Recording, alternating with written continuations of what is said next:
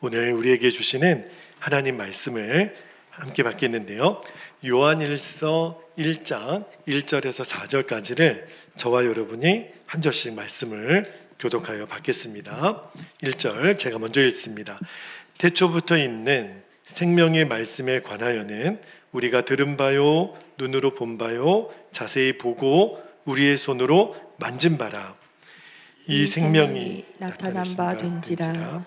이 영원한 생명을 우리가 보았고 증언하여 너희에게 전하노니 이는 아버지와 함께 계시다가 우리에게 나타나신 바 된 이시니라. 3절 우리가 보고 들은 바를 너희에게도 전함은 너희로 우리와 사귐이 있게 하려 함이니 우리의 사귐은 아버지와 그의 아들 예수 그리스도와 더불어 누림이라. 우리가 이것을 쓰면 우리의 기쁨이 충만하게 하려 함이라. 아멘. 하나님 말씀입니다. 모두 자리에 앉겠습니다. 자, 신년 들어서 주일 말씀을 어떤 성경으로 우리 교우들과 나누면 좋을까 고민을 엄청 많이 했어요. 정말 여러 성경을 놓고 기도하는 중에 하나님이 요한일서를 가지고 우리 교우들과 좀 나누면 좋겠다 싶어서 오늘부터 아마도 제 계획에 의하면 올해 상반기 동안 요한일서 말씀을 정말 깊이 한번 나눠보려고 합니다. 여러분, 요한일서는 성경에 이름이 있는 것처럼 누가 요한일서를 썼을까요? 요한이 썼어요. 사도 요한이 성경을 세 성경을 썼거든요. 요한복음을 썼고 또 요한서신을 썼고 또 요한 계시록을 썼는데 이제 요한일서는 이제 사도 요한이 썼는데 이 요한일서가 신학적으로 어떤 의미를 가지고 있는지 그 데이비드 잭맨 목사님이 이렇게 말씀을 하셨어요. 요한은 우리로 하여금 예수님을 믿게 하려고 요한복음을 기록했던 것처럼 이번에는 요한일서를 통해서 믿는 자들에게 예수님을 믿는 자들에게 영생이 있음을 알게 하려고 요한일서를 기록했다. 그렇게 이제 말씀을 하셨어요. 자, 왜 요한일서를 우리가 읽고 싶냐면 예수님을 여러분이 믿죠? 여러분 안에 내 안에 영생이 있음을 우리가 요한일서를 읽으면서 알게 될 거라는 거예요. 그러니까 요한일서를 읽으면 어떤 우리가 유익함이 있냐면 내가 진짜 예수님을 잘 믿고 있나? 그리고 예수님 믿음에 영생을 주신다 그랬는데 내 안에는 영생이 있나? 그거를 우리가 점검해 보는 은혜를 주실 거예요. 여러분, 우리 생각에 아유 목사님, 내가 예수님을 잘 믿고 또 이렇게 주일날 예배까지 왔으면 되지. 뭘 또 이렇게 믿음을 점검하라. 또 내 안에 영생이 있는 거를 점검하라. 이렇게 말씀하시나. 근데 여러분 이유가 있어요. 여러분 믿음보다도 중요한 게 없어요. 영생보다도 중요한 게 없기 때문에 우리가 이 믿음, 영생을 점검해야 됩니다. 여러분 건강검진 받으시죠? 아마 여기 계신 대부분의 분들이 적어도 1년에 한 번, 2년에 한 번은 건강검진 받으실 겁니다. 여러분에게 건강검진 받으셔야죠. 그러면 이런 사람 있나요? 아유 그냥 잘 먹고 살면 되지. 뭐 먹고 사는데 아무런 지장 없는데 그럼 충분하지 뭘 건강검진 받습니까? 이렇게 말하는 사람 없어요. 지금 내가 건강해도 내가 특별히 아픈 데가 없어도 우리가 건강검진을 꼭 받습니다. 왜 받죠? 혹시라도 내가 어디 아픈 데가 있으면 미리 예방도 하고 또 건강한 몸을 잘 유지하려고 우리가 건강검진 받잖아요. 자, 그런데 육신도 건강검진을 받아야 되는 것처럼 우리의 믿음도 건강검진을 받아야 됩니다. 이번 요한일서를 읽으면서 제가 여러분 청진기를 가지고 여러분의 영적인 건강검진을 해드리려고 그래요. 여러분이 정말 주님이 기뻐하시는 믿음으로 서 있나? 내 안에 정말 영생이 있나? 왜냐하면 그것보다 중요한 게 없으니까. 여러분 우리가 나중에 예수님 앞에 다 서게 될 날이 오잖아요. 근데 예수님 앞에 딱 섰는데 예수님이 너무너무 무서운 말을 할 거다 이렇게 말씀하신 적이 있어요. 어떤 말씀을 하실 거라 그랬냐면 자 마태복음 7장 23절에 보면 이 너무너무 두려운 말씀이에요. 그때 내가 예수님 앞에 서는 그날에 내가 그들에게 밝히 말하되 내가 너희를 도무지 알지 못하니 불법을 행하는 자들아 내게서 떠나가라 하리라. 우리는 예수를 믿는다고 주님 앞에 딱 섰는데 예수님 저 왔어요 그러는데 예수님이 이런 말 한마디만 하면 너무 두렵죠. 나 너 누군지 모르겠는데 불법을 행하는 자들아 떠나가라. 얼마나 난감하겠어요. 얼마나 두렵겠어요. 나는 예수님을 믿는다고 그랬는데 근데 도대체 어떤 사람이 그런 사람이냐면 그 바로 앞절에 이렇게 나와요. 그들이 누구인지 마태복음 7장 22절에 보면 그날에 많은 사람이 나더러 이르되 주여 주여 우리가 주의 이름으로 선지자 노릇하며 주의 이름으로 귀신을 쫓아내며 주의 이름으로 많은 권능을 행하지 아니하였나이까 하리니. 여러분 이들은요 주여 주여 이름도 부르는 사람들이었고 뿐만 아니라 예수님의 이름으로 선지자 노릇도 하고 귀신도 쫓아내고 권능도 행했던 사람들이에요. 누가 봐도 예수님 믿는 사람 아닙니까? 그죠? 그런데 주여 주여 부르는 것도 선지자 노릇하는 것도 귀신 쫓아내고 권능을 행하는 거 다 좋아요. 그런데 이들에게 있어서 정말 필요한 것이 빠진 거예요. 그게 뭐냐면 내 믿음을 예수님이 인정하시는 믿음인가?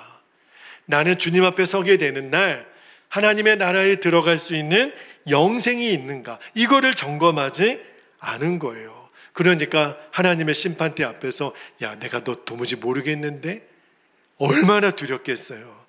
떠나가라. 불법을 행하는 자들아 떠나가라. 그죠? 여러분 우리가 이런 이야기를 듣는 사람이 되어서는 절대로 안 됩니다. 그래서 내가 진짜 믿음 안에 있는가? 내 안에 영생이 있는가? 이거를 확인하는 거는요 절대 부담이 아니에요. 복입니다. 왜냐하면 아직 우리는 기회가 있어요. 아직 내가 뭔가 믿음이 부족한 것 같아. 내가 믿음이 연약한 것 같아. 하나님 말씀대로 잘 못 사는 것 같아. 솔직히 내가 믿음 안에 있는지 영생이 내 안에 있는지 잘 모르는 것 같아. 그렇다면 잘 됐어요.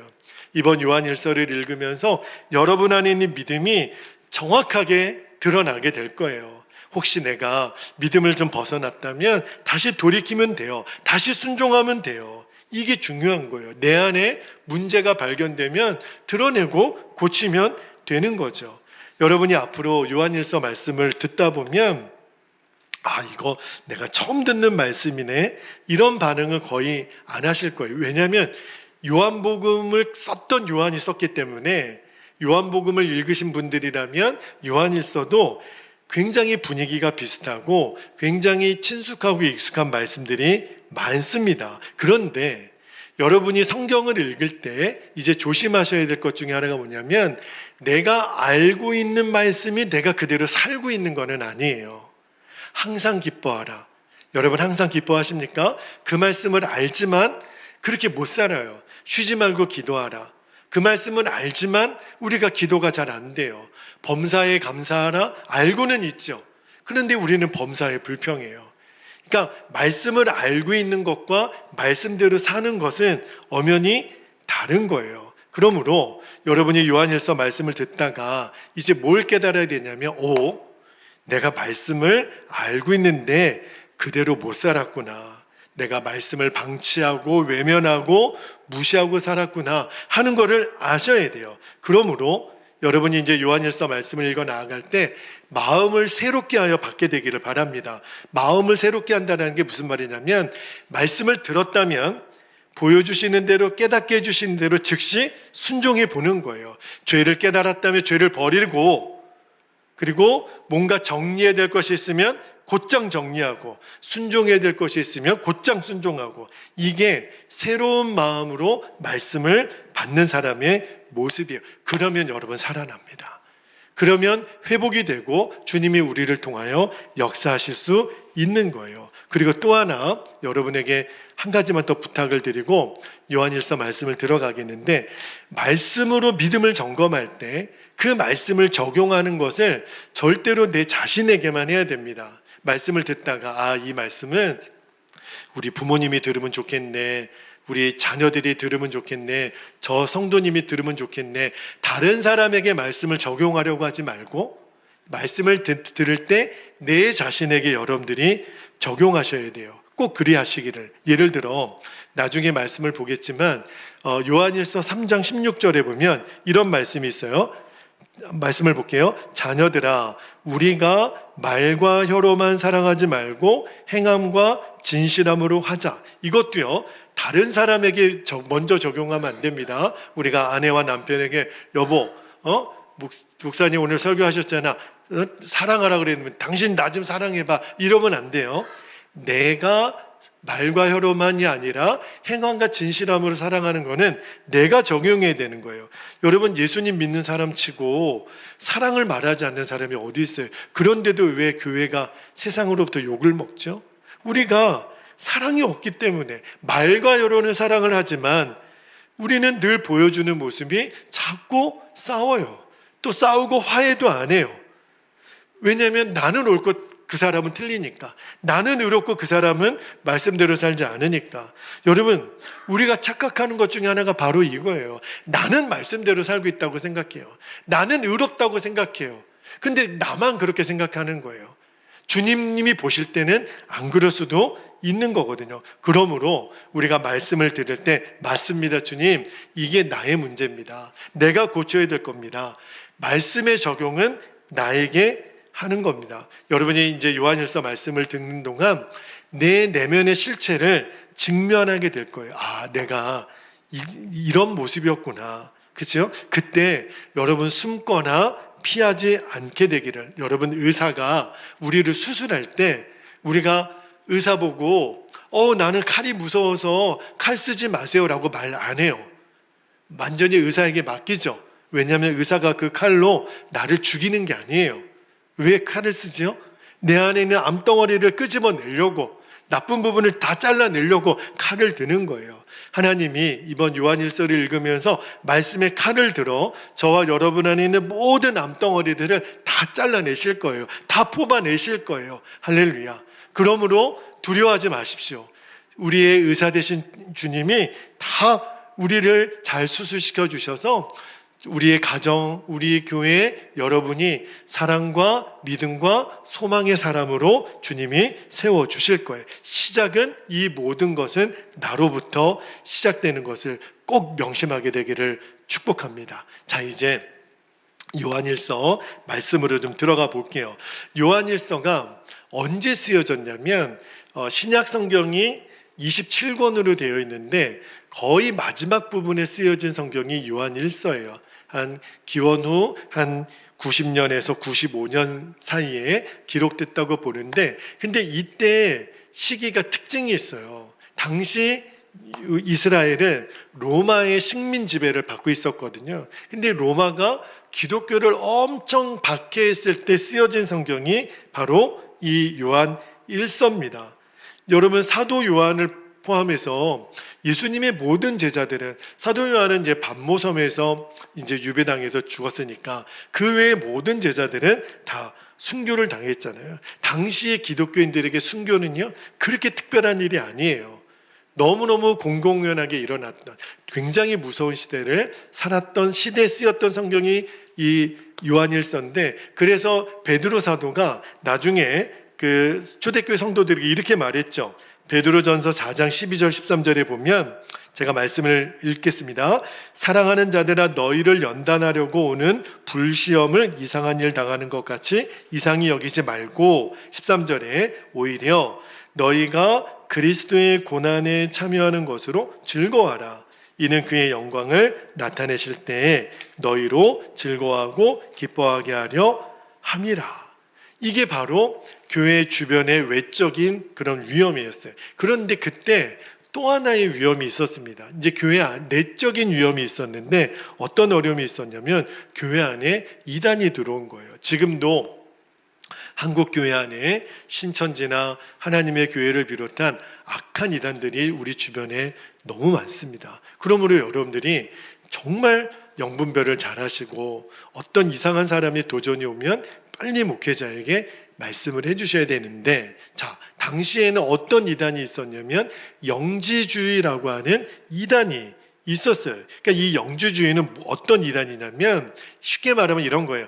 영은 선하고 물질은 악하다. 그러니까 사람의 육신도 악하다고 보는 거예요. 그런데 하나님이신 예수님이 인간의 몸을, 인간의 육신을 입고 이 땅에 오셨잖아요. 그거를 조금 어려운 말로 성육신이라, 하나님이 인간이 되셨는데 이 영주주의자들은 그거를 인정하지 않는 거예요. 왜? 육은 악하니까.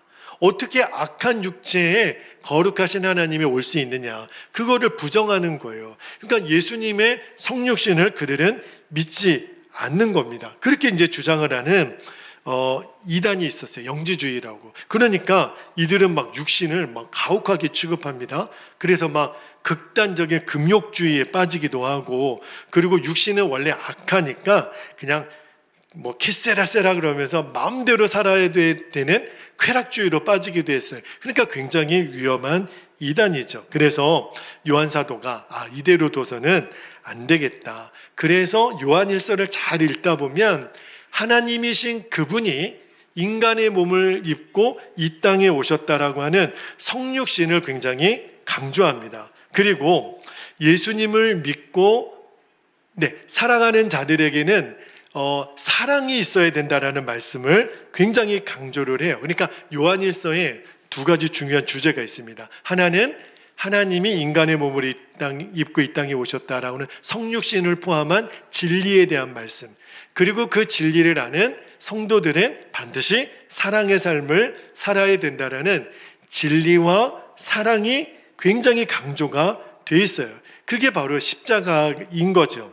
진리와 사랑이 만나는 곳이 십자가이잖아요. 여러분, 예수님은 진리를 말씀하셨고 또 죄로 인한 심판을 말씀하셨는데, 원래 죄인은 인간이 죄를 짓고 심판을 우리가 받아야 되는데 그 심판을 누가 대신 받으셨어요? 예수님이 십자가에서 죽으시고 죄인인 우리를 살리셨잖아요. 그러니까 이 십자가는요, 하나님의 진리와 사랑이 만나는 곳이라는 거예요. 자, 이제 오늘 본문으로 들어가 볼게요. 1절 말씀을 한번 볼게요. 1절에 보면 태초부터 있는 생명의 말씀에 관하여는 우리가 들은 바요, 눈으로 본 바요, 자세히 보고 우리의 손으로 만진 바라. 굉장히 감각적인 단어들을 썼잖아요.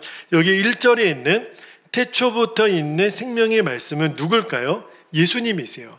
태초부터 하나님 그분이세요. 근데 그 성부 하나님과 동일하신 예수님, 그래야 그분은 죄가 없으신 거잖아요. 여러분, 인간은 인간의 죄를 대신할 수가 없어요. 온 인류의 죄를 대신할 수 있는 분은 죄가 있어서는 안 됩니다. 그래서 죄가 없는 하나님이 인간의 몸을 입고 이 땅에 오신 거예요. 그런데 그 아무런 죄가 없으신 예수님은 우리 사람의 모습을 입고 이 땅에 오셨는데, 자, 히브리서 4장 15절 말씀을 볼게요. 히브리서 4장 15절에 보면 우리에게 있는 대제사장은 우리의 연약함을 동정하지 못하실 리가 아니요, 모든 일에 우리와 똑같이 시험을 받으신 이로되 죄는 없으시니라. 여러분, 십자가 지시는 예수님 보면 우리는 되게 안타깝죠. 근데 이렇게 생각하는 사람이 있어요. 어차피 예수님은 하나님이시니까 그런 고통 안 느끼시는 거 아니야? 그렇지 않아요. 그분은 죄가 없으시지만 우리와 똑같은 몸을 입고 이 땅에 오셨기 때문에 채찍에 맞을 때 아프셨고, 창에 찔릴 때 그는 고통스러우셨고, 머리에 가시관을 쓰실 때 그는 피를 흘리셨고, 그는 십자가의 양손과 발에 못이 박힐 때 인간이 상상할 수 없는 고통을 다 느끼신 분이세요. 왜냐하면 완전한 인간의 몸으로 오셨으니까. 그렇게 예수님이 십자가에서 죽으심으로 저와 여러분을 구원하신 거예요. 그러니까 십자가에서 흘리신 예수님의 피가 저와 여러분의 모든 죄를 씻기신 겁니다. 할렐루야. 그래서 우리가 구원을 받은 거예요. 그래서 히브리서 9장 22절에 보면 이런 말씀이 있습니다. 율법을 따라 거의 모든 물건이 피로써 정결하게 되나니, 어떤 말씀이 있냐면 피 흘림이 없은즉 사함이 없느니라. 그러니까 예수님은 영으로 이 땅에 오신 게 아니라 사람의 몸으로 이 땅에 오신 거예요. 그래서 여러분, 우리가 이단을 구별할 때 예수님이 인간의 모습으로 이 땅에 오셨던 이 성육신을 부인하면 그게 바로 이단이 되는 겁니다. 그리고 예수님이 십자가에서 흘리신 피로만 죄가 용서받는 것을 부인하는 것도 다 이단이 되는 거예요. 이게 굉장히 기독교 교리의 핵심입니다. 여러분들이 꼭 기억하셨으면 좋겠어요. 그래서 사도 요한이 예수님에 대해서 1절에 우리가 들은 바요, 눈으로 본 바요, 자세히 보고 우리의 손으로 만진 바라. 왜냐하면 영지주의자들은 그거를 부인하니까. 그래서 그들의 거짓된 가르침을 일부러 사도 요한이 1절에서 강조를 한 거예요. 그러니까 예수님께서는 참 하나님이시며 동시에 살과 피를 가지신 우리와 똑같은 사람으로 이 땅에 오셨다는 것을 강조한 거죠. 자, 2절도 한번 볼게요. 자, 2절에 보면 이 생명이 예수님이 나타내신 바 된지라 이 영원한 생명을 우리가 보았고 증언하여 너희에게 전하노니 이는 아버지와 함께 계시다가 우리에게 나타나신 바 된 이시니라. 여러분, 예수님은 생명이에요. 그래서 생명이신 예수님을 믿는 자 우리에게 생명이 임한 거예요. 이 말씀을 나중에 이제 사도 요한이 5장 12절에 보면 요한일서 5장 12절에 이렇게 표현합니다. 아들이 있는 자에게는 생명이 있고 아들이 없는 자에게는 생명이 없느니라. 여러분 생각해 보실 때 목사님 오늘 예배 드리지 않고 지금 길거리에 걸어 다니는 사람들도 다 생명이 있는데요. 근데 왜 우리에게는 생명이 있고 아들이 없는 그들에게는 생명이 없다고 말씀하시는 거죠? 여러분 이때 이 생명은 우리의 육신의 생명만을 말하는 게 아니에요. 영원한 하나님의 나라에서 누리는 이 영생의 생명을 말하는 겁니다. 그거를 아셔야 돼요. 그러니까 우리가 예수님을 믿는 자에게만 우리에게 생명이 임하는 거는 우리는 육신은 다 죽어요. 한 번 죽는 것은 하나님이 정하신 원칙이에요. 그러나 우리는 죽어도 다시 육체는 한 줌의 죄가 다 화장하면 한 줌의 죄밖에 안 남더라고요. 그런데 우리의 영혼은 주님의 품으로 안기는 거예요. 이게 영원한 생명이 우리 안에 있으니까 마지막 날에 영광의 몸으로 부활하여 우리는 영원히 살게 될 겁니다. 그래서 예수님이 요한복음 11장 25절 26절에 이렇게 말씀하셨어요. 예수께서 이르시되 나는 부활이요 뭐라 그랬죠? 생명이니 나를 믿는 자는 죽어도 살겠고 무릇 살아서 나를 믿는 자는 영원히 죽지 아니하리니 이것을 내가 믿느냐. 그렇게 말씀하신 거예요. 자, 그리고 오늘 본문 3절로 한번 볼게요. 3절에 보면 우리가 보고 들은 바를 너희에게도 전함은 너희로 우리와 뭐가 있게요? 사귐이 있게 하려 함이니 우리의 사귐은 아버지와 그의 아들 예수 그리스도와 더불어 누림이라. 여기 보면 사귐이라는 단어가 등장해요. 여러분 우리도 이렇게 아이들이 학교에서 뭐 이렇게 이성 교제할 때 뭐 누구랑 누구는 사귄대요 막 이런 말 하죠. 요때 이 사귀다, 사귐 이게 헬라어로 코이노니아라고 기록이 돼 있어요. 이거를 이제 교제라고 이렇게 번역을 하는데 저는 사귐이라는 단어가 굉장히 좋아요. 또 교제라는 단어도 괜찮고요. 자, 예수님께서 이 땅에 오신 목적을 사도 요한이 뭐라고 하냐면 우리가 하나님 아버지와 예수님과 더불어 교제하기 위함이라. 사귀기 위하여 주님이 우리에게 오셨다. 그렇게 지금 말씀하고 있는 거예요. 여러분 제가 아까 처음 시작할 때 사도 요한이 요한복음은 예수님을 믿게 하려고 기록했고 요한일서는 믿는 이가 내 안에 있는 영생을 알게 하려고 기록했다 그랬잖아요. 여러분 영생이 뭐예요? 영생이 문자적으로 하면은 영원한 생명인데 오늘 말씀해 보니까 영생은 주님과의 교제라고 하는 거예요. 자, 요한복음 17장 3절에 한번 볼게요. 요한복음 17장 3절에 보면 예수님께서 영생에 대해서 이렇게 말씀하셨어요. 영생은 곧 유일하신 참 하나님과 그가 보내신 자 예수 그리스도를 뭐 하는 거라고요? 아는 것이라. 여러분 하나님과 예수님을 아는 것이 영생인데 이때 이 알다는 지식을 말하는 게 아니에요. 친밀한 교제를 말하는 겁니다. 그러니까 지금 사도 요한이 요한일서를 시작하면서 그 주님과의 교제를 말씀하는 건 뭐냐면, 우리가 구원을 받았다면, 우리가 영생을 가졌다면 우리 안에 나타나는 모습이 있다는 거예요. 그게 뭐냐면 내가 하나님과 예수님과 교제하는 사람이라는 거예요. 여러분, 하나님과 그의 아들 예수 그리스도와 친밀한 교제가 된 상태를 영생을 가졌다, 이렇게 말하는, 그러니까 영생은 주님과의 교제구나, 우리 안에 영생이 있다라는 것, 그죠? 이거를 어떻게 알아요? 우리가 하나님과 예수님과 교제하는 자가 되었다라는 것을 아는 거예요. 사도 요한이 이거를 알려주기 위해서 이 요한일서를 기록했다라는 거예요. 여러분, 그 눈이 이번 요한일서를 읽으면서 여러분에게 분명하게 열려지게 되기를 축복합니다. 주님과의 교제가 열리는 거예요. 내가 주님과 너무너무 친해지는 거예요. 그것이 어떻게 가능한지는 이제 매주 하나하나 여러분에게 말씀을 드리는데, 자, 오늘 설교의 이제 마지막 결론입니다. 왜 요한 사도는 주님과의 친밀한 교제를 영생이라고 말씀을 하셨을까? 그 마지막 결론이 뭐냐면, 우리가 예수님과의 교제의 축복의 눈이 열리면 어떤 은혜를 받냐면 기쁨이 임한다는 거예요. 오늘 4절 말씀을 볼게요. 우리가 이것을 쓰면 우리의 기쁨이 충만하게 하려 함이라. 여러분, 요즘 기쁜 일이 있으세요?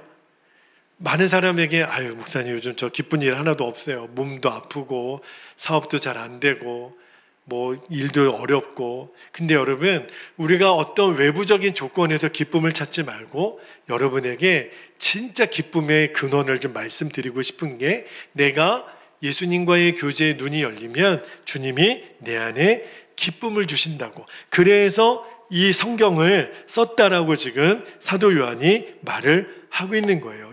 여기서 말하는 기쁨이 어떤 기쁨이냐면, 여러분, 사도 요한도 그랬지만 당시 복음 전도자들이 예수님을 막 전했어요. 그랬더니 예수님과 원수된 사람들이 와, 이제 구원받아서 내가 하나님의 자녀가 됐고 하나님과 교제된 것을 누리는 충만한 기쁨을 누리는 것을 보니까 너무 기쁜 거예요. 이게 어떤 기쁨이냐면, 여러분, 전도해 보신 분들 아시죠? 제가요, 그 초등학교 때는 부활절날 계란 주고 성탄절에 선물 주니까 교회를 갔었거든요. 근데 그 다음에는 안 갔어요. 근데 중학교 2학년 때 제가 그 미션 스쿨을 갔거든요. 기독교 학교, 그 신설동 로타리에 있는 대광중학교를 갔는데, 근데 그때 친구들이 저를 전도하는 거예요. 그러면서 준철아, 딱 한 번만 교회 가자. 그리고 매 제 쉬는 시간마다 매점에 데리고 가가지고 라면 사주고 떡볶이 사주고 뭐 먹을 걸 계속 사주는 거예요. 제가 그거 얻어먹는 재미가 쏠쏠하더라고요. 야, 내가 교회 한 번 가면 너희들이 이거 계속 사주냐? 아, 그렇다는 거예요.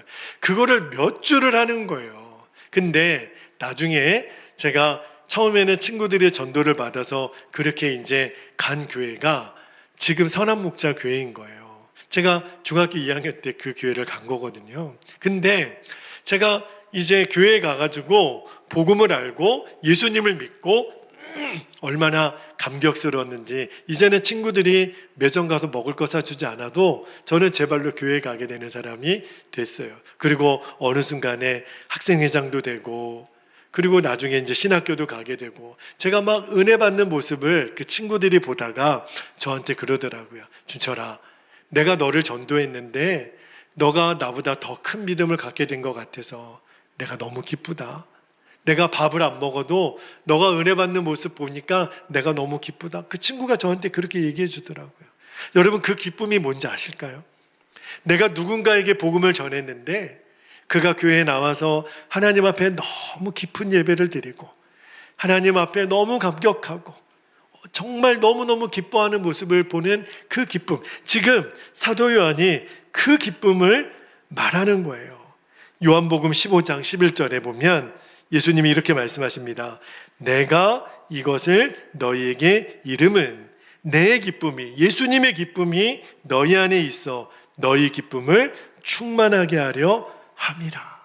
와, 여러분, 예수님의 기쁨이 어디로부터 주어진 기쁨인지 아십니까? 예수님은 이 땅에 계시는 동안 하나님 그분하고 늘 교제를 했어요. 하나님 그분과 교제를 하면서 예수님이 너무 기쁘셨어요. 그리고 그 기쁨을 우리 하나님을 믿는 제자들에게, 하나님을 믿는 우리들에게 주시겠다. 내 기쁨을 너희들에게 주겠다. 하나님과 교제할 때 그 기쁨이 얼마나 놀라운 기쁨인지 너희들도 마음껏 누려. 그래서 예수님이 선택하신 방법이 십자가에서 죽으신 거예요. 그래서 십자가에서 하나님과 우리 사이에 가로막혀 있는 담을 예수님이 당신의 몸을 들여서 담을 헐어버리고 하나님과 우리가 마음껏 교제하도록, 마음껏 사귀도록 우리에게 길을 열어주신 거예요. 왜냐하면 하나님 그분하고 교제하는 너무 기쁘니까. 너희들도 그 기쁨을 누려. 여러분, 이번 한 주간 살면서 목사님 저 기쁜 일이 없어요. 아니요.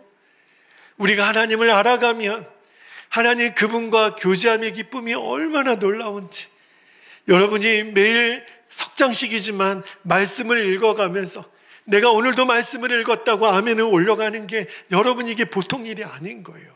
지금은 그냥 스쳐가는 말씀 같지만 여러분 콩나물을 자랄 때 물만 붓고 다 밑에 빠지는 것 같지만 시간이 지나면 콩나무 줄기가 점점 자라오는 것을 보시잖아요. 생명은 자라게 돼 있는 거예요. 하나님의 말씀이 공급되는 자는 자라게 돼 있는 거예요. 어느 순간 내 마음이 기쁨이 누려져요. 하나님의 말씀이 영의 양식으로 내 안에 공급되어질 때 세상에 어떤 기쁨도 갖다 줄 수 없는 내 영혼의 기쁨이 솟아나는 거예요. 기도 시간에 내 영혼의 기쁨이 솟아나는 거예요. 찬송을 부르고 예배를 드리면 내 영혼이 기쁨이 솟아나는 겁니다. 여러분, 예수님을 믿을 때 왜 우리가 기쁘고 즐겁나요? 바로 이 기쁨 때문에. 그런데 우리가 진짜 기쁨인 하늘의 기쁨을 제대로 못 누리니까 자꾸 세상의 기쁨을 기울이는 거예요. TV 리모컨을 가지고 하루 종일 어디 재미나는 프로그램 없나? 왜냐하면 하늘의 기쁨을 진짜 못 느끼니까. 하늘의 기쁨을 못 누리는 사람은 여전히 세상을 찾아다닙니다. 세상에 어디 기쁜 일이 있나? 술자리를 찾아다니고 쾌락을 쫓아다니고 좋은 거 먹고 좋은 거 마시러 다니고. 왜냐하면 하늘에 주시는 기쁨을 내가 누리지 못하니까. 저는 이 요한일서 말씀을 준비하면서 제가 매주 말씀을 준비하겠지만 저는 우리 사랑하는 성도들이 이제 세상에서는 맛볼 수 없었던 하늘로부터 내려오는 그 기쁨을 누리게 되기를 축복합니다. 제가 너무너무 흥분이 돼요. 그 말씀을 제가 제발 잘 전해서 여러분들이 세상에서 맛볼 수 없는 하나님 그분이 주시는, 하나님 그분과의 친밀한 교제를 통해 주시는 그 기쁨은 이 땅의 기쁨이 아니라, 땅의 기쁨은 얼마나 허무한지 마약과도 같아요. 그냥 잠깐 있다 없어지는, 아무것도 내게 남지 않는 그 기쁨에 우리가 이제 더 이상 목숨을 걸 이유가 없어요. 진짜 기쁨, 그 진짜 기쁨은 하나님 그분과 내가 깊은 교제, 사귐을 통해서 주는 기쁨인 거예요. 그리고 마지막 한 가지만 더 말씀을 드립니다. 이 기쁨을, 우리가 주님과 예수님과의 기쁨을 진짜 누릴 때 이제 우리 성도들 간의 아름다운 사귐도 가능하게 됩니다. 그러니까 주님과의 교제의 기쁨이 먼저 되어야 돼요. 많은 성도님들이 어떻게 하면 우리 교회가 좀 부흥이 되고 서로 친목을 다지고 서로 이렇게 가깝게 될까? 그래, 우리 밥을 먹자.